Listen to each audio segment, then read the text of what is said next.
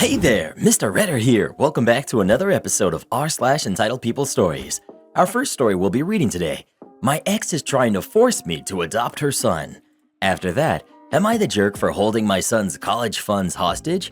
And after that, boomer pushed to the edge over 60 cents. Now for every thumbs up this video gets, one Karen does not get to force anyone to adopt her kid. But then who's gonna take care of him? So please smash that like button and subscribe and turn on notifications for new stories from Reddit every single day. My ex is trying to force me to adopt her son. My wife and I separated about a year ago after 6 years of marriage, but we are not legally divorced yet. We have 2 kids together who are 4 and 2. We both had previous marriages and had kids from those marriages. My kids, who are 12 and 10, have always had a good relationship with their mother, but my stepson, who's 11, hasn't seen his biological father in years. We started seriously discussing the divorce after deciding that it is basically impossible for us to reconcile. We are happy to split custody of our kids and are committed to ensuring that they grow up feeling safe and loved and as stable as possible.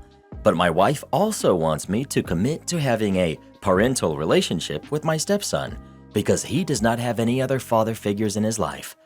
I refused. I have nothing against the kid personally, but we've both always acknowledged that I wasn't his father.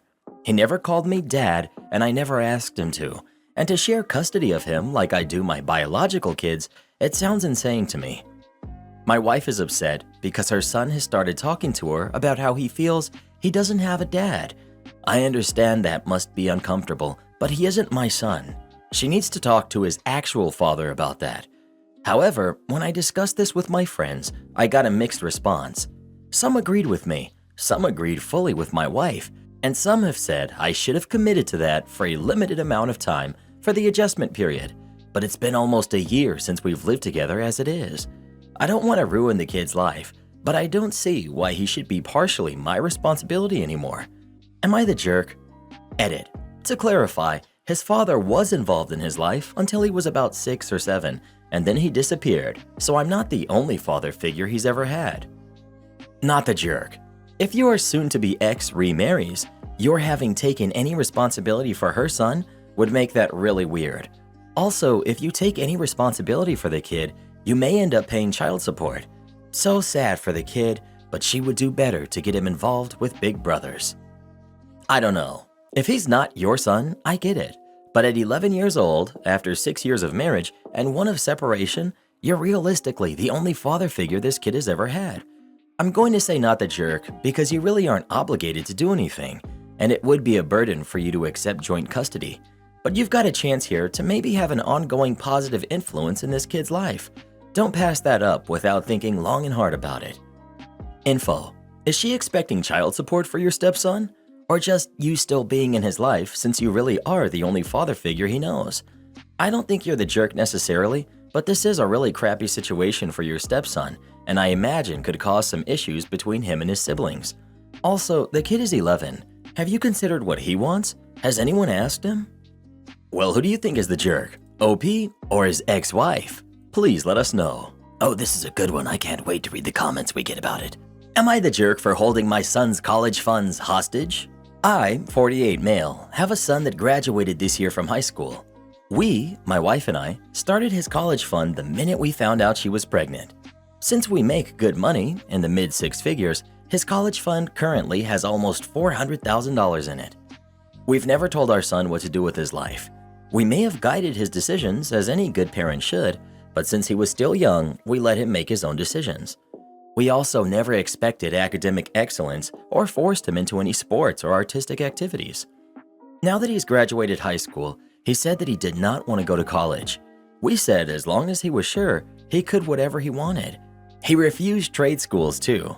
He also did not want to work with us in our business. He said that he planned to use his college fund to start a business of his own. I said that I will allow it only if he takes some business management, accounting, and law classes in the nearby community college. I said that I would pay them out of pocket and not from the fund, and then I would expect a well-made business plan before I would give him the money. My wife agrees 100%. But he called us jerks for holding his college fund hostage to make him do what we want. We think we are just doing our best to make sure that his business succeeds. So, am I the jerk? Edit. Oh wow, I logged off 5 minutes ago after posting. Logged back in expecting maybe 100 comments at most. Thank you everyone. I read every single one and decided to answer the most relevant questions here. So the money is in my wife and I's name. Some people said that this discussion should have been had earlier. Well, earlier he said he wanted to take a couple years off to work before going to college. It wasn't until earlier last week that he said he wanted to start a business. Some people also say that he is spoiled and doesn't know how fast that money can disappear, and they are right. I ran away from a bad home at 16, worked for my father-in-law, and got paid under the table until I was able to work legally. The only reason I have the money I do is that I married the boss's daughter, and her father left us a paid-off house and a booming business. He moved to Spain to enjoy retirement. I didn't even get my GED and go to college until I had my kid. So I spoiled my kid like I wish I was spoiled. That is also the reason why I asked. I live in fear of doing something that could make me like my parents, and I know this community is full of younger people who might give me a different perspective. So thank you everyone. I'll probably get downvoted, but not the jerk. You're not holding it hostage for any selfish reason. You're trying to get him to stay on a good track in life. You even offered to pay for the classes out of pocket and not from the college fund. You're trying to support him, but you're also trying to stay realistic and make sure he knows what he's doing so he doesn't make a $400,000 mistake. Not the jerk at all. You and your wife are incredibly generous and have set super reasonable guidelines of how you'd like the money to be spent.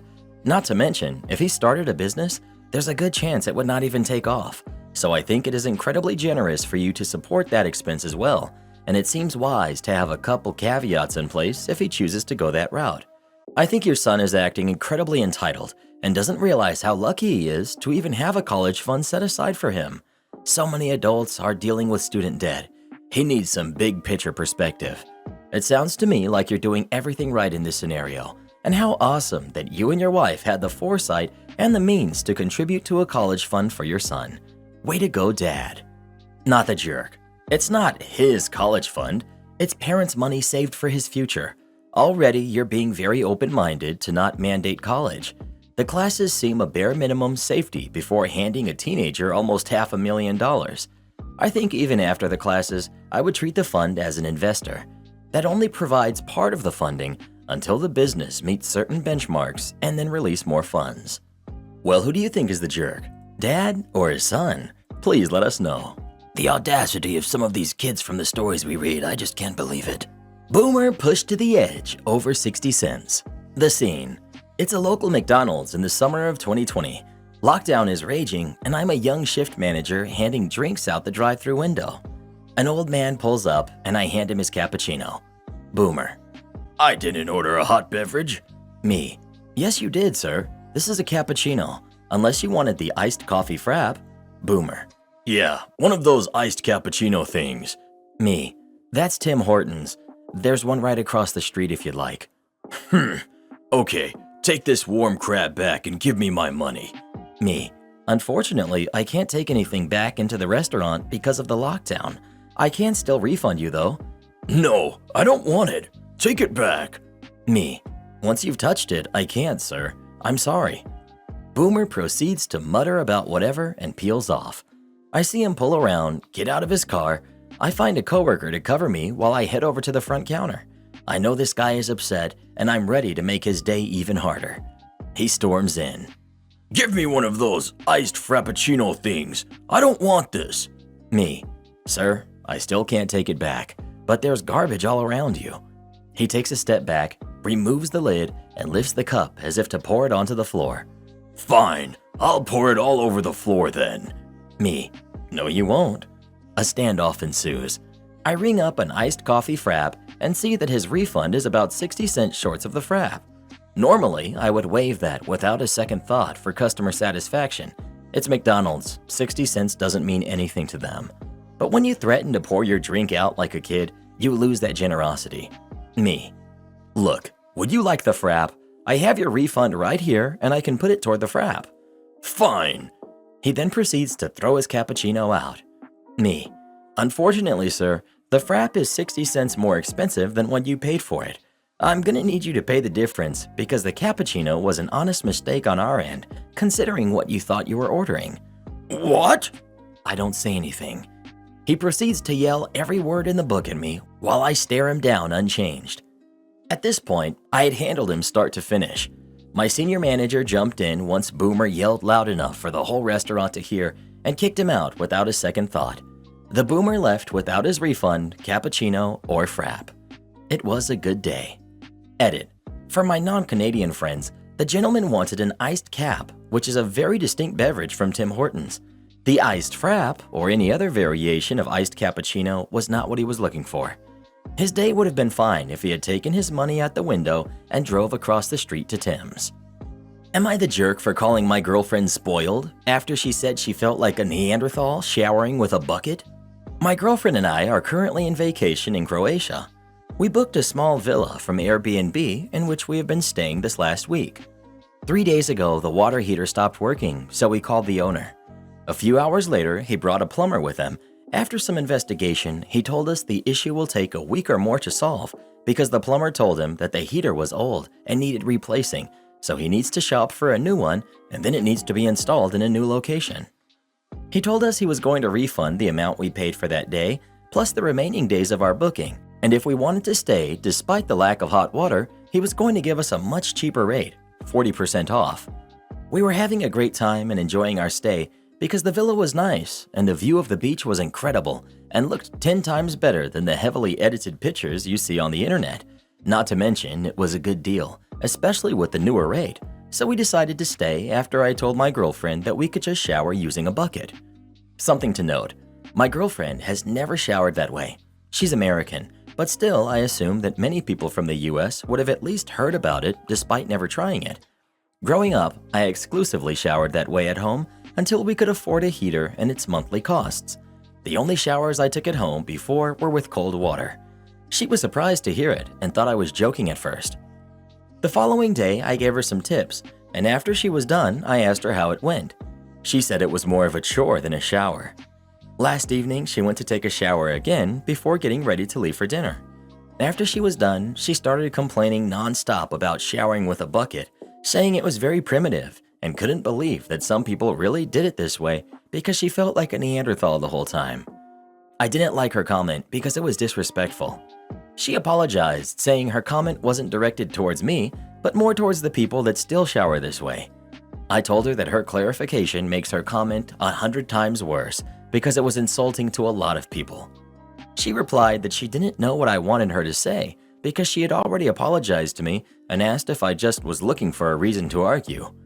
I told her that the last thing I want to do is argue with a spoiled kid and went downstairs. I waited for her while downstairs and she got ready. When she came downstairs, she informed me that she'll be going to the restaurant alone because she didn't want to embarrass me in case she started acting like a spoiled kid. I tried apologizing for my comment, but she just ignored me and left. It's 3:30 now, and she just came back half an hour ago. I tried talking to her again, but she told me she was tired and just wanted to go to sleep. Edit. Someone told me to add my response to this post. It was a suggestion that she agreed with because we both didn't want to leave the villa because of what I mentioned in the post, and since most of the houses by the beach side were booked and the ones we found available were way too expensive for us to afford. We discussed showering at the public showers by the beach, but they only had cold water, and the fact that they were public, the closest gym was 25 minutes away, so it wasn't viable to waste approximately an hour each day to shower unless we planned our days around it because we don't visit the downtown every day. We both decided to stay after I suggested we could shower with hot water using a bucket. It's not like I'm forcing her to stay or shower with a bucket. We could just find another place to stay at for the remainder of our vacation, even if it's not as nice as the villa. Not the jerk. She was acting like a spoiled kid. She doesn't even realize what a privilege it is to be able to complain about that sort of thing. Lol, it's a fair thing to complain about. I'll agree that for those who are not used to it and did not expect it, it is a fair thing to complain about within reason. Continuing to go on and on about it and then be ignorantly insulting to those who do it out of necessity is not at all within reason, especially considering the person she was there with literally had to do that due to necessity. Everyone sucks here. Her comments were insensitive, but your response was deliberately insulting. Edit. You can all stop lecturing me in the replies. I'm not excusing her comments. She definitely needs to learn to examine her privilege and adjust the way she thinks and speaks. still doesn't mean her boyfriend gets a free pass for calling her a spoiled kid. Insults don't really promote a teachable moment. Everyone sucks here. I'm American and have never showered with a bucket or ever really heard of people showering that way. It's like one of those abstract things you probably know if you used common sense, but yes, because we're privileged, we don't think about it. Taking that into consideration, if I was staying at a villa on vacation, I would be irritated if I had to use a bucket to shower and would very likely complain about it being more of an inconvenience than a regular shower, because it is. I mean, it's vacation. I would assume she was probably trying to make a comparison to express her frustration and was truly not trying to be insulting to a majority of the world population. Americans are known to be lacking self-awareness. Does that make us jerks? Yes, clearly. Is it intentional? Definitely not always. You seem to take her comment as a personal attack, although it wasn't one, and you threw a personal attack back at her that I'm guessing was to hurt her on purpose. Was she acting privileged? Yes. Did you need to call her a spoiled kid? Probably not. Both jerks, but both with a bit of valid reasons on both sides. Well, who do you think is the jerk? OP or his girlfriend? Please let us know. She needs to check her privilege. Am I the jerk for making my brother live with my parents? My wife, 27 female, is diabetic, so she obviously keeps sweets in case she needs them. She has a stash in the pantry with a few foods to bring up her blood sugar. My brother, 32 male, is staying with us while he gets a job and works up some money to get another apartment. We have a rather big house. He's sleeping in the guest room, which is on the other side of our bedroom and office. He's staying here for free. He, at the time, didn't have to pay anything. No groceries, no water bill, rent-free, and my wife washes his laundry, which I've told her not to do because he can do it just fine. He just has to show how much money he's supposed to be making so we know he's actually doing something. We have 3 set rules. Do not leave your mess everywhere. If you are going out late, don't come in loudly, and do not touch my wife's stash. We've told him exactly why, and if he wants something in there, he can write it down on the list of groceries that we have, and we go every Friday. But don't touch that, as it's specifically for her. While I'm at work, my wife texted me asking me to pick up a list of things all from her stash. I was confused because she just got more, but when I got there, everything was gone. All of it. Every candy she had in there had vanished. I asked her where it all went, and she had no idea where it went. Thank God she had some in her purse. I asked my brother, and he started laughing, saying he took them as a prank. Those are meant to be funny, not health-threatening. I told him that he cannot ever do that again, and if that happens, he won't have access to the pantry, and he's incredibly immature. I told him what happens if she doesn't keep her blood sugar up. He apologized to her, we stocked up. A week later, gone again. I went straight to him. He said he ate them. I told him he's now going to be buying his own groceries. He tried to plead and say he just had a sweet tooth, and that's the only thing he could find. I gave him a final warning and said that if this happens again, he won't be welcome here. I suggested he go to my parents' house then. My wife said she will just bring her stash into our room. We were good for about a month until my wife texted me again while at work, understandably upset, and again, he took her whole thing. This time, I told him he's going to have to stay with our parents. Our parents welcomed him. However, now he's told our whole family, and they are all blasting me on social media, even on Reddit, about how much of a horrible brother I am for kicking him out, and I could have just put a lock on my bedroom. I love my brother. I want him to succeed, but I can't keep helping him when he's literally making our home unsafe. I don't see why I have to child-proof my house from a 32-year-old man. I gave him 3 strikes. However, these messages are getting to my head. Was I being the jerk here? Not the jerk. Put a lock on your room? In your own house? Forget that. Your family is insane. Your brother is a jerk in his 30s, and you gave him multiple warnings. Anyone siding with him should be cut off as well. My man, were he my brother, he would have been out and won. If you are the jerk, it's only because you didn't kick him out sooner. Imagine how different the conversation would have been if your diabetic wife had to be rushed to the hospital, or worse, because something she relied on wasn't there, for a prank. I must sign a name every time I enter the gym? Okay, no problem. This took place years ago when I was in college. I won't say where, it really doesn't matter. But what does matter was I would go to the gym every day back then. At the entrance, there was a desk with a sign-in sheet and staff member there to check your student ID. Now, most of these people were minimum wage students at the school manning the desk, so no one really actually cared if you checked in or had your student ID. I got into the habit of simply walking in and saying hi as I passed the front desk and starting my workout routine. Until one day, a Karen type thought that I was a jerk because I didn't sign in. Get back here and sign in. What? Come back and sign in. You can't enter without signing a name. Now, I was in my workout shorts, didn't have my wallet and student ID on me, and told her so. I don't care about your ID. Just put a name down. So you don't care to check my ID, but I'm forced to write a name, not my name, down? Cue malicious compliance.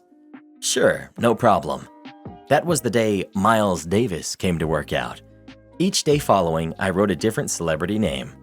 I started off under the radar with people that not everyone would know about, like Duke Robillard, jazz blues guitarist, Dwight Yoakam, country singer, Pete Mitchell, Maverick from Top Gun. No one ever asked for ID. Heck, aside from that one day and lady, no one even looked at what I was writing for a name. So it continued. It became a game for me to see how long I could go unnoticed. I'm a huge Star Trek fan, so every single member of multiple series casts had visited, from William Shatner and James Doohan to Patrick Stewart and Will Wheaton. Even Tasha Yar made an appearance before being never again heard from. Thanks, Armus. So I got bolder. I was Sean Connery, Austin Powers, Dave Matthews, JFK, etc. On holidays, I always was someone related. Like on Columbus Day, I was Cristobal Colon, his real name, not the Americanized version. This went on for several years before I graduated. Not a single person asked for ID or bothered to check which name I was writing.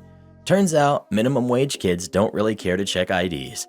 To this day, I still smile at whoever was collecting these lists, sighing out loud with an audible, "Oh, come on," yet imagining their frustration growing because none of the students at the desk cared to check my name and ID. Am I the jerk for making my 13-year-old niece return the birthday presents I bought for her because she was giving me attitude? I, 43 female, have been very involved in my niece's life. She's 13, Scarlett. I frequently visit my sister and brother-in-law and often have auntie days with Scarlett, her sister, and my own kids. Scarlett is a beautiful, creative, and clever girl, but she unfortunately can have an entitled attitude. Her parents are middle class. My sister works part-time while my brother-in-law is a magnet school principal. We explained to Scarlett that she is not going to get everything she wants in life, but we will always make sure she has whatever she needs. Scarlett isn't the only one who gets told no, as this applies to every kid in our family. Scarlett still believes that because certain kids at her school have more money than her, she should always get expensive things too. She also has an attitude that because my partner and I make more money, we should buy pricey things for her. My sister and brother-in-law just continue to enforce boundaries and say they are waiting for when Scarlett matures. Scarlett's birthday is in a week. We will be on vacation on the actual day. So 2 days ago, I treated Scarlett to a mall trip. We had a spa day, got lunch, then we're about to head home when Scarlett said she wanted to go to the Apple store. Scarlett showed me one of the MacBook Air laptops and told me that she wanted it. I asked if the Chromebook I got for her school was broken. She said it worked, but a girl in her class had a MacBook Air, so she wanted one too. I explained to Scarlett that if she were willing to wait until Christmas, I could try to find one on sale, but I couldn't afford it at the current price. Scarlett began to throw a tantrum because my son has a laptop that's over $2,000. A laptop I got secondhand and which my son has used for over 8 years. I explained this to her, but Scarlett continued her tantrum, calling me a greedy jerk. I firmly told her, "Scarlett, if you do not stop this behavior right now, I will return your other gifts and you will get nothing from me." Scarlett continued to talk to me like this, so I told her, "That's it." We walked back to all the stores and returned everything. Glittery phone case, jewelry, stuffed animals, everything. The only thing I did not return was a book, but I kept it and told Scarlett I will hold on to it until I feel she has learned to be grateful. Scarlett whined in the car about not getting the things, and I told her, "Scarlett, if you had been grateful, you would have gotten all those things, but you weren't, and now you have nothing from me. Many kids' families can't even afford food. I want you to really think about all the things you have and learn to be grateful." My sister and brother-in-law agreed with my actions, but my brother-in-law's parents say I was cruel to take birthday presents from a kid and that they would be rebuying Scarlett the gifts I returned. I don't believe in rewarding bad behavior, and Scarlett will never be content until she learns to be grateful. Am I the jerk? Okay, I was ready to be mad at you, but after reading this, I'm not. She's 13. You gave her a clear warning, explained the consequences, and gave her time to change her actions. She didn't, so you followed through with the consequence. I'd say that's reasonable. Not the jerk. Not the jerk. She called you names. If I had ever spoken to an adult like that at her age, I would have probably been grounded for a year. Not sure if she has always used this kind of language with adults when she's angry, but her behavior needs to be checked before she does it to someone that does not care for her the way you do, such as a school teacher or a classmate, and gets suspended. You were right to return her birthday gifts because bad behavior should never be rewarded. Returning them was the consequence of her actions. Well, what do you think? Was it wrong of OP to return all of Scarlett's gifts or not? Please let us know. I would have recorded the tantrum and posted it for all her friends to laugh at. You gotta hold these brats accountable or they'll never learn. Am I the jerk for going into my ex-wife's house in the middle of the night to check on my daughter? I'm 38, male. My ex-wife, Linda, who's 36, and I have 2 kids, Lily, who's 9, and Liam, who's 11. Lily's had type 1 diabetes since she was very young, and the 3 of us manage it pretty well, although there's always room for improvement. Part of that is Lily wearing a continuous glucose monitor that can send data and alerts to our phones. Last night at around 11:30 p.m., I got a notification that Lily's sugar was below 60. As Linda would have received the same alert, I gave it about 10 minutes and checked again. Her sugar was still falling. It was in the low 50s. I sent Linda a text asking if she had seen the alert and taken care of Lily. I did not get a response. 10 minutes later, the app showed that her blood sugar was low enough that it just displayed low. I called Linda to make sure everything was okay. I didn't get an answer. I called and texted several times, but still nothing. At 12 a.m., there was no indication that her blood sugar was rising. I tried to FaceTime Lily and called and texted Linda. I then went into Find My iPhone and played a tone on Lily's phone, hoping someone would hear it, but got nothing. I called her mom so she could try to call Linda. I was hoping that Linda's phone was on Do Not Disturb and her mom could get through. Nothing. I was getting really scared, so I drove the 30 minutes over to Linda's house, calling and texting her the entire time.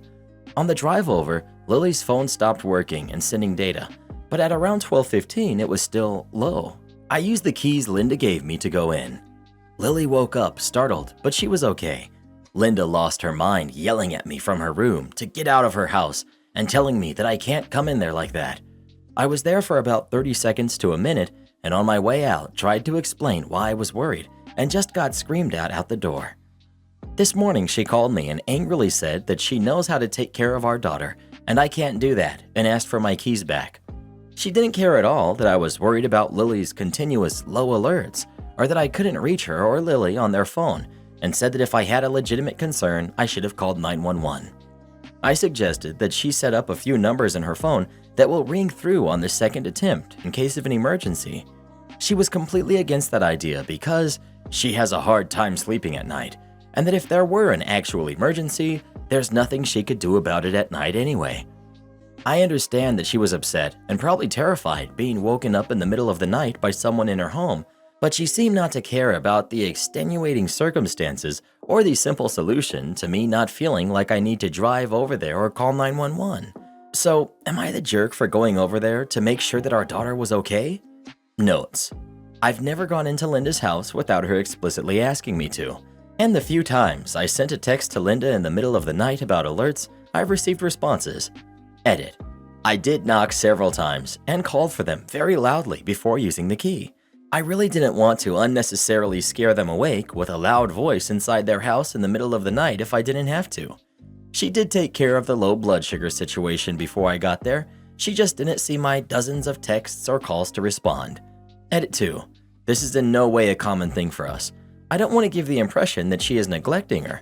The reason I reacted the way that I did was that it was a unique situation with extenuating circumstances. You're the jerk. I don't buy your story. You were concerned about an urgent medical emergency, but instead of calling 911 to get an ambulance there ASAP, you drove for 30 minutes yourself?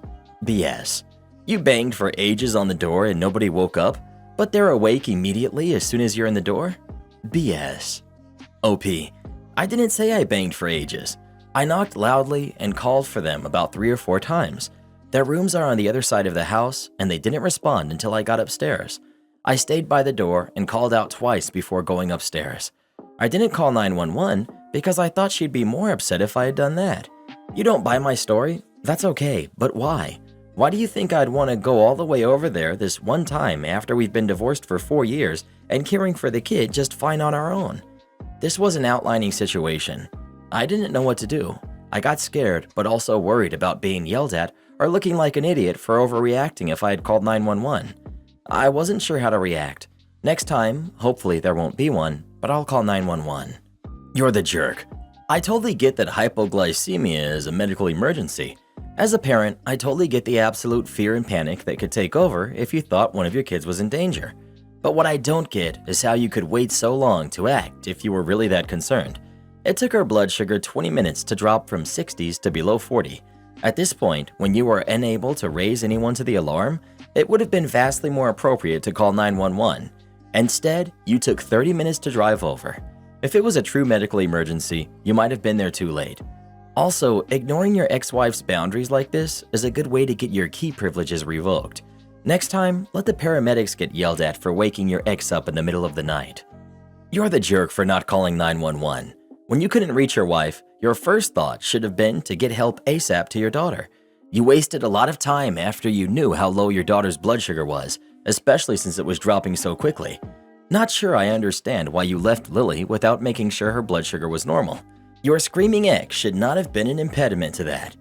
Well, who do you think is the jerk? OP or his ex-wife? Please let us know.